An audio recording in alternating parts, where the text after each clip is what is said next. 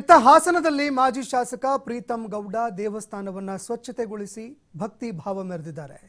ಹಾಸನಾಂಬ ದೇವಿಯ ದೇವಸ್ಥಾನವನ್ನ ಪ್ರೀತಂ ಗೌಡ ಅವರು ಸ್ವಚ್ಛ ಮಾಡಿದ್ದಾರೆ.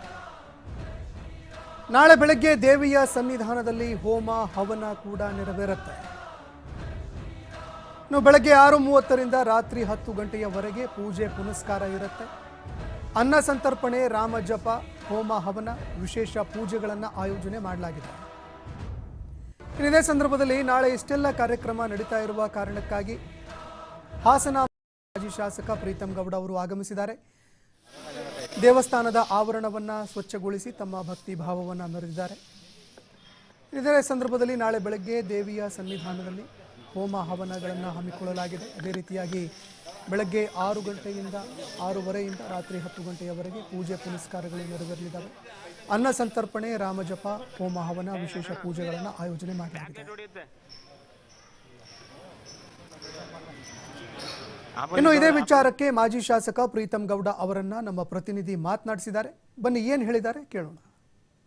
ನಾಳೆ ರಾಮನ ಪ್ರಾಣ ಪ್ರತಿಷ್ಠಾಪನೆಯ ಹಿನ್ನೆಲೆಯಲ್ಲಿ ಈಗಾಗಲೇ ಹಾಸನದಲ್ಲಿ ಸಾಕಷ್ಟು ಹೆಸರಾಂತ ದೇವಸ್ಥಾನ ಏನಿದೆ, ಹಾಸನಾಂಬ ದೇವಸ್ಥಾನ ಮತ್ತು ಸಿದ್ದೇಶ್ವರ ದೇವಸ್ಥಾನವನ್ನು ಸ್ವಚ್ಛತೆ ಮಾಡುವಂತಹ ಕೆಲಸಕ್ಕೆ ಈಗಾಗಲೇ ಬಿಜೆಪಿಯ ರಾಜ್ಯ ಪ್ರಧಾನ ಕಾರ್ಯದರ್ಶಿ ಪ್ರೀತಂ ಗೌಡ ಮತ್ತು ಜಿಲ್ಲೆಯ ಬಿಜೆಪಿಯ ನೂತನ ಬಿಜೆಪಿಯ ಜಿಲ್ಲಾಧ್ಯಕ್ಷರು ಎಲ್ಲರೂ ಕೂಡ ಸ್ವಚ್ಛತೆ ಕಾರ್ಯವನ್ನು ಕೂಡ ಈಗಾಗಲೇ ಮಾಡಲಿಕ್ಕೆ ಕೈಗೊಂಡಿರುವಂಥದ್ದು. ನಾಳೆ ರಾಮನಾಮ ಜಪ ಆಗಿರ್ಬೋದು, ಜೊತೆಗೆ ಸಾಕಷ್ಟು ಹೋಮ ಹವನಗಳಾಗಿರ್ಬೋದು, ಎಲ್ಲವನ್ನೂ ಕೂಡ ಈ ದೇವಸ್ಥಾನದ ಆವರಣದಲ್ಲಿ ಮಾಡಲಿಕ್ಕೆ ಈಗಾಗಲೇ ಸಿದ್ಧತೆಯನ್ನು ಕೂಡ ಮಾಡಿಕೊಂಡಿರುವಂಥದ್ದು.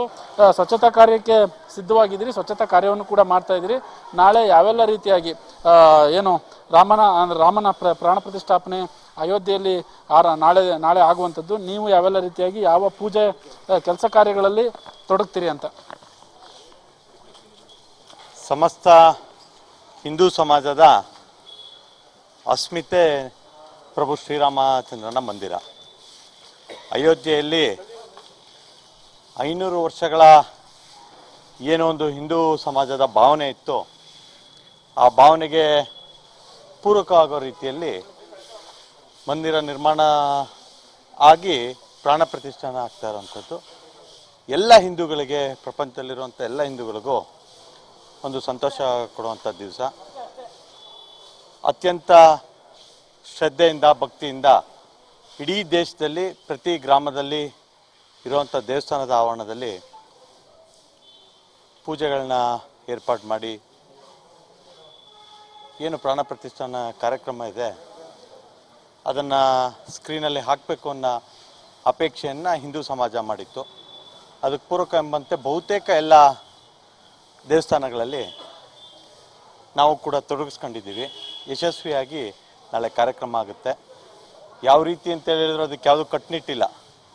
ಅವರ ಭಕ್ತಿಗೆ ಪೂರಕ ಆಗುವ ರೀತಿಯಲ್ಲಿ ಅಲ್ಲಿರುವಂಥ ಸೌಕರ್ಯವನ್ನು ಬಳಸ್ಕೊಂಡು ಅವ್ರದ್ದೇ ಆದ ರೀತಿಯಲ್ಲಿ ಭಕ್ತರು ಸಹಸ್ರಾರು ಸಂಖ್ಯೆಯಲ್ಲಿ, ಲಕ್ಷಾಂತರ ಸಂಖ್ಯೆಯಲ್ಲಿ ಇಡೀ ದೇಶದಲ್ಲಿ ಈ ಒಂದು ನಾಳೆಯ ಪ್ರಾಣ ಪ್ರತಿಷ್ಠಾನ ಕಾರ್ಯಕ್ರಮವನ್ನು ಮಾಡ್ತಾ ಇದ್ದಾರೆ. ಅದರಲ್ಲಿ ನಾನು ಒಬ್ಬ ರಾಮಭಕ್ತನಾಗಿ ದೇವಸ್ಥಾನವನ್ನು 3-4 ದಿನದ ಹಿಂದೆ ಎಲ್ಲ ಸ್ವಚ್ಛ ಮಾಡೋಂಥ ಕೆಲಸವನ್ನು ಮಾಡಿದರು. ನಾನು ಅಧಿಕೃತವಾಗಿ ತಾಯಿ ಹಾಸನಾಂಬೆಯ ಒಂದು ಆವರಣದಲ್ಲಿ ನಾಳೆಗೆ ಆವರಣ ಸ್ವಚ್ಛವಾಗಿರಬೇಕು ಅಂತೇಳಿ ಹೇಳಿ ಎಲ್ಲರೂ ಅಪೇಕ್ಷೆ ಪಟ್ಟಿದ್ರು. ಹಾಗಾಗಿ ಈ ಭಾಗದ ನಮ್ಮ ಕೌನ್ಸಿಲರ್ ಅವರು, ಪುನೀತ್ ಅವರು ಸೇರಿದಂತೆ ಪ್ರಮುಖ ಕಾರ್ಯಕರ್ತರನ್ನು ಒಳಗೊಂಡಂತೆ ಕಾರ್ಯಕ್ರಮ ಮಾಡಬೇಕು ಅಂತೇಳಿ ಜಿಲ್ಲಾಧ್ಯಕ್ಷರು ಅಪೇಕ್ಷೆ ಪಟ್ಟಿದ್ದರು.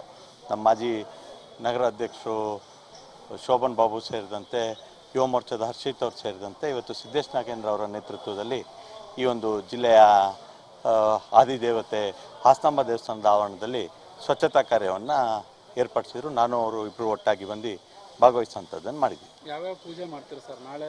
ಹೋಮ ಹವನ ಎಲ್ಲ ಇರುತ್ತೆ. ನಾನು ಹೇಳಿದ್ನಲ್ಲ, ಆ ಜಾಗದ, ಆ ದೇವಸ್ಥಾನದ, ಆ ಒಂದು ಸಮೂಹದ ಅನುಕೂಲಕ್ಕೆ ತಕ್ಕಂತೆ 10 ಥರದ 10 ವೈವಿಧ್ಯಗಳ ಒಳಗೊಂಡ ಹೋಮ ಹವನಗಳು ನಡೆಯುತ್ತೆ.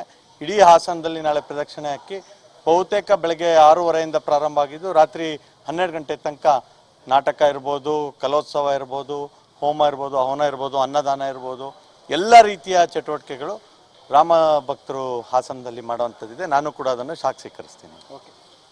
ಇದಿಷ್ಟು ರಾಜ್ಯ ಬಿಜೆಪಿಯ ಪ್ರಧಾನ ಕಾರ್ಯದರ್ಶಿ ಪ್ರೀತಮ್ ಗೌಡ ಕೂಡ ಹೇಳುವಂಥ ಮಾತು.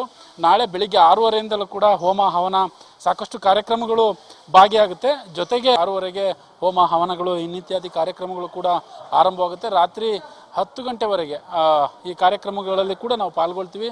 ಜೊತೆಗೆ ಎಲ್ಲ ಕಡೆ ನಾವು ಏನು ಒಂದು ರಾಮ ಭಕ್ತರಿರ್ಬೋದು, ಜೊತೆಗೆ ನಮ್ಮ ಕಾರ್ಯಕರ್ತರಿರ್ಬೋದು, ಎಲ್ಲರೂ ಕೂಡ ಇದರಲ್ಲಿ ಪಾಲ್ಗೊಳ್ತಾರೆ ಅನ್ನುವ ಮಾಹಿತಿಯನ್ನು ಹೇಳಿರುವಂಥದ್ದು. ಕ್ಯಾಮರಾ ಪರ್ಸನ್ ಕಿಶೋರ್ ಜೊತೆ ಪ್ರಕಾಶ್, TV5 ಹಾಸನ.